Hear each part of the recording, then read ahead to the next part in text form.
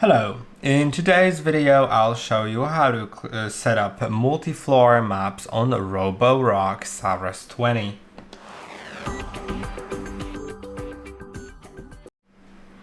To set up multi-floor maps, you need to click on the map editing button.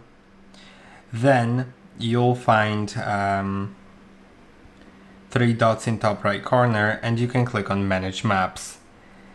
Then you can set the home layout to multi-level and you can enable smart recognition, so the robot will automatically recognize on which floor it is once it starts cleaning, which is, I think, better.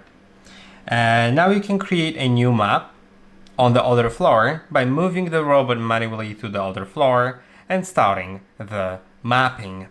Later on, the robot will automatically discover on which floor it is after floors are finished, and it will start cleaning there. Of course, you need to manually move it because it cannot go on stairs. And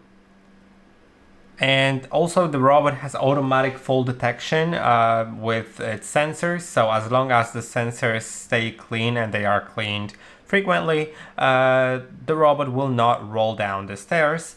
And that's it. I hope that this video was helpful. Don't forget to like and subscribe, and I'll see you in the next one.